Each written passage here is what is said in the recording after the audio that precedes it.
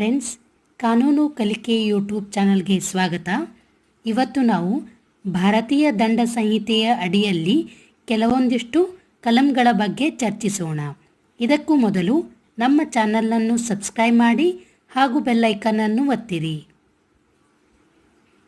ಈಗಾಗಲೇ ತಿಳಿದಂತೆ ಹಿಂದಿನ ವಿಡಿಯೋದಲ್ಲಿ ನಾವು ಕಲಂ 121ರಿಂದ ಕಲಂ 124ರ ಬಗ್ಗೆ ತಿಳಿದುಕೊಂಡೆವು.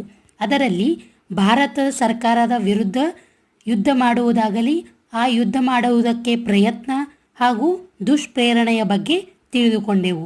ಇಂದಿನ ವಿಡಿಯೋದಲ್ಲಿ ಅದರ ಮುಂದಿನ ಭಾಗಗಳನ್ನು ಚರ್ಚಿಸೋಣ. ಮೊದಲನೆಯದಾಗಿ ಸೆಕ್ಷನ್ 124A ರಾಜದ್ರೋಹ. ಈ ಕಲಂನ ಅಡಿಯಲ್ಲಿ ಯಾವುದೇ ಒಬ್ಬ ವ್ಯಕ್ತಿಯು ಆಡಿದಂತಹ ಮಾತುಗಳಿಂದಾಗಲಿ ಅಥವಾ ಬರೆದ ಶಬ್ದಗಳಿಂದ, ಸನ್ನೆಗಳಿಂದ, ಯಾವುದೇ ರೀತಿಯಾದಂತಹ ದೃಶ್ಯ ನಿರೂಪಣೆಯಿಂದ ಅಥವಾ ಅನ್ಯಥಾ ಭಾರತದಲ್ಲಿ ವಿಧಿ ಪ್ರಕಾರವಾಗಿ ಸ್ಥಾಪಿತವಾದಂತಹ ಸರ್ಕಾರದ ವಿರುದ್ಧ ದ್ವೇಷವನ್ನು ಅಥವಾ ತಿರಸ್ಕಾರವನ್ನು ಉಂಟು ಮಾಡಿದರೆ, ಹಾಗೆಯೇ ಆ ಉಂಟು ಮಾಡುವ ಪ್ರಯತ್ನವನ್ನು ಮಾಡಿದರೆ ಅಥವಾ ಅವಿಶ್ವಾಸವನ್ನು ಉದ್ರೇಕಿಸಿದರೆ, ಹಾಗೆಯೇ ಅವಿಶ್ವಾಸವನ್ನು ಉದ್ರೇಕಿಸಲು ಇನ್ನೊಬ್ಬರಿಗೆ ಪ್ರೇರೇಪಣೆಯನ್ನು ಮಾಡುವುದಾಗಲಿ ಅಥವಾ ಈ ರೀತಿಯಾಗಿ ಮಾಡುವಂತಹ ಕೃತ್ಯಗಳು ಅಪರಾಧಗಳಾಗಿವೆ. ಈ ಅಪರಾಧಕ್ಕೆ ಕಲಂ 124A ಅಡಿಯಲ್ಲಿ ಶಿಕ್ಷೆಗೆ ಗುರಿಪಡಿಸಲಾಗುತ್ತದೆ. ಆ ಶಿಕ್ಷೆ ಏನೆಂದರೆ, ಆ ವ್ಯಕ್ತಿಗೆ ಆಜೀವ ಕಾರಾವಾಸದಿಂದ ದಂಡನೆಯಾಗತಕ್ಕದ್ದು ಮತ್ತು ಆ ದಂಡನೆಗೆ ಜುಲ್ಮಾನೆಯನ್ನು ಸೇರಿಸಬಹುದು. ಅಥವಾ ಇಷ್ಟೇ ಅಲ್ಲದೆ 3 ವರ್ಷಗಳ ಕಾರಾವಾಸದಿಂದ ಆ ವ್ಯಕ್ತಿಯನ್ನು ದಂಡಿತನಾಗತಕ್ಕದ್ದು ಮತ್ತು ಆ ದಂಡನೆಗೆ ಜುಲ್ಮಾನೆಯನ್ನು ಸಹ ಸೇರಿಸಬಹುದು.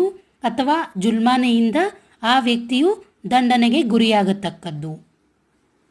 ಈ ಎಲ್ಲ ಕೃತ್ಯಗಳನ್ನು ರಾಜದ್ರೋಹದ ಕೃತ್ಯಗಳೆಂದು ಇಲ್ಲಿ ಪರಿಗಣಿಸಲಾಗುತ್ತದೆ.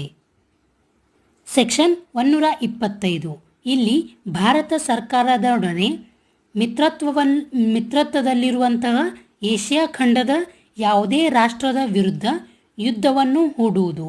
ಅಂದರೆ ಇಲ್ಲಿ ಯಾವುದೇ ಒಬ್ಬ ವ್ಯಕ್ತಿಯು ಭಾರತ ಸರ್ಕಾರದೊಡನೆ ಮಿತ್ರತ್ವದಲ್ಲಿರುವ ಅಥವಾ ಶಾಂತಿಯುತ ಸಂಬಂಧವನ್ನು ಇಟ್ಟುಕೊಂಡಿರುವಂತಹ ಏಷ್ಯಾ ಖಂಡದ ಯಾವುದೇ ರಾಷ್ಟ್ರದ ಸರ್ಕಾರದ ವಿರುದ್ಧ ಯುದ್ಧ ಹೂಡಿದರೆ, ಹಾಗೆಯೇ ಅಂತಹ ಯುದ್ಧ ಹೂಡಲು ಪ್ರಯತ್ನಿಸಿದರೆ ಹಾಗೂ ಯುದ್ಧ ಹೂಡಲು ದುಷ್ಪ್ರೇರಿಸಿದರೆ ಆ ವ್ಯಕ್ತಿಗೆ ಇಲ್ಲಿ ಶಿಕ್ಷೆಯನ್ನು ವಿಧಿಸಲಾಗುತ್ತದೆ.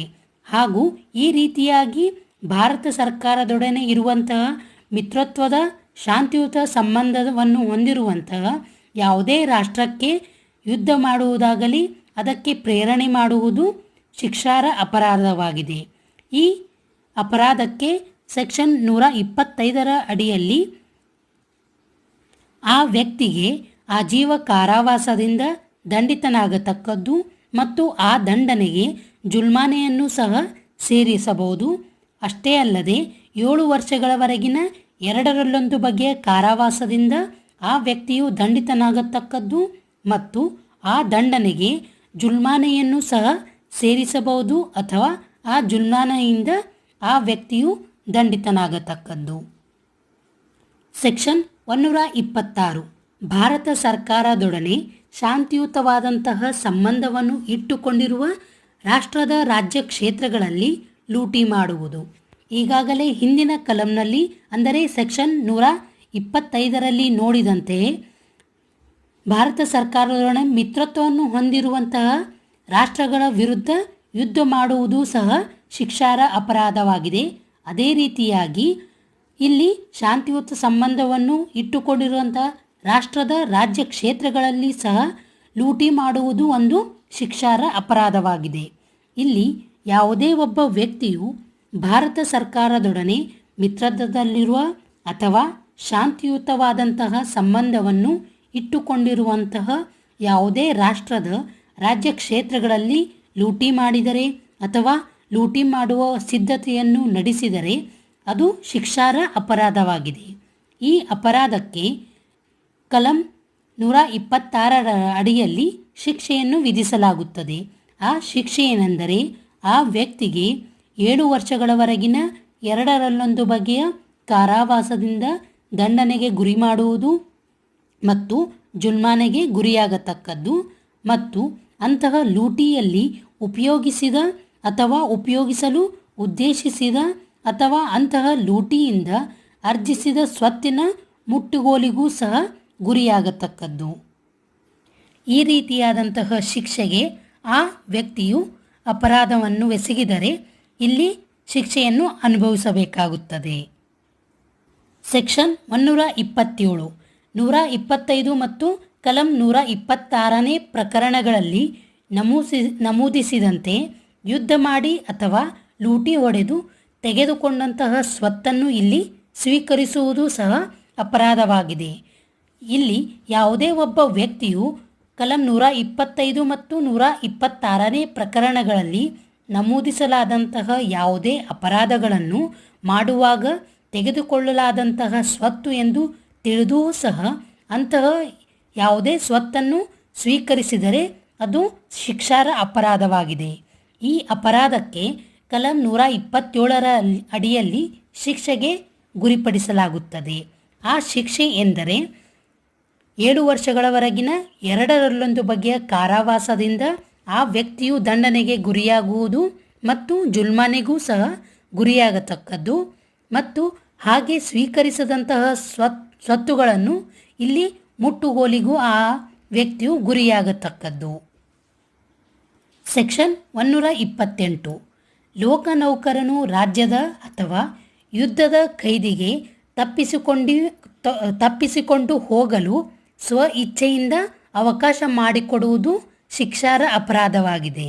ಇಲ್ಲಿ ಯಾವುದೇ ಒಬ್ಬ ವ್ಯಕ್ತಿಯು ಲೋಕನೌಕರನಾಗಿದ್ದು ಮತ್ತು ರಾಜ್ಯ ಖೈದಿಯ ಅಥವಾ ಯುದ್ಧ ಖೈದಿಯ ಅಭಿರಕ್ಷೆಯನ್ನು ಹೊಂದಿದ್ದು ಅಂತಹ ಖೈದಿಯು ಯಾವ ಸ್ಥಳದಲ್ಲಿ ಬಂಧನದಲ್ಲಿರುವನೋ ಆ ಸ್ಥಳದಿಂದ ತಪ್ಪಿಸಿಕೊಂಡು ಹೋಗಲು ಸ್ವ ಇಚ್ಛೆಯಿಂದ ಅವಕಾಶ ಮಾಡಿಕೊಟ್ಟರೆ ಅದು ಅಪರಾಧನೆಗೆ ಗುರಿಯಾಗುತ್ತಾನೆ. ಈ ಅಪರಾಧಕ್ಕೆ ಸೆಕ್ಷನ್ 128ರ ಅಡಿಯಲ್ಲಿ ಶಿಕ್ಷೆಯನ್ನು ಕೊಡಲಾಗುತ್ತದೆ. ಆ ಶಿಕ್ಷೆ ಎಂದರೆ ಆ ವ್ಯಕ್ತಿಗೆ ಆಜೀವ ಕಾರಾವಾಸದಿಂದ ಅಥವಾ 10 ವರ್ಷಗಳವರೆಗಿನ 2 ಬಗೆಯ ಕಾರಾವಾಸದಿಂದ ದಂಡಿತನಾಗತಕ್ಕದ್ದು ಮತ್ತು ಆ ವ್ಯಕ್ತಿಯು ಇಲ್ಲಿ ಜುಲ್ಮಾನೆಗೂ ಗುರಿಯಾಗತಕ್ಕದ್ದು. ಕೊನೆಯದಾಗಿ ಸೆಕ್ಷನ್ 129 ಇಲ್ಲಿ ಲೋಕನೌಕರನು ತನ್ನ ನಿರ್ಲಕ್ಷ್ಯದಿಂದ ಅಂತಹ ಖೈದಿಯು ತಪ್ಪಿಸಿಕೊಂಡು ಹೋಗುವುದನ್ನು ಸಹಿಸುವುದು. ಅಂದರೆ ಯಾವುದೇ ಒಬ್ಬ ವ್ಯಕ್ತಿಯು ಲೋಕನೌಕರನಾಗಿದ್ದು ಮತ್ತು ರಾಜ್ಯ ಖೈದಿಯ ಅಥವಾ ಯುದ್ಧ ಖೈದಿಯ ಅಭಿರಕ್ಷೆಯನ್ನು ಹೊಂದಿದ್ದು ತನ್ನ ನಿರ್ಲಕ್ಷ್ಯದಿಂದ ಅಂತಹ ಖೈದಿಯು ಯಾವ ಸ್ಥಳದಲ್ಲಿ ಬಂಧನದಲ್ಲಿರುವನೋ ಆ ಸ್ಥಳದಿಂದ ತಪ್ಪಿಸಿಕೊಂಡು ಹೋಗುವುದನ್ನು ಸಹಿಸಿದರೆ ಅದು ಅಪರಾಧವೆಂದು ಅನಿಸುತ್ತದೆ. ಇಲ್ಲಿ ಆ ಅಪರಾಧಕ್ಕೆ ಶಿಕ್ಷೆಗೆ ಗುರಿಪಡಿಸಲಾಗುತ್ತದೆ.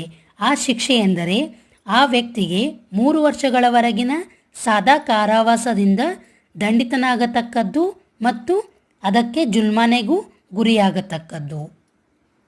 ಇಂದಿನ ವಿಡಿಯೋದಲ್ಲಿ ನಾವು ಭಾರತೀಯ ದಂಡ ಸಂಹಿತೆಯ ಅಡಿಯಲ್ಲಿ ಕಲಂ 124A ರಿಂದ ಕಲಂ 129ರ ಬಗ್ಗೆ ತಿಳಿದುಕೊಂಡೆವು.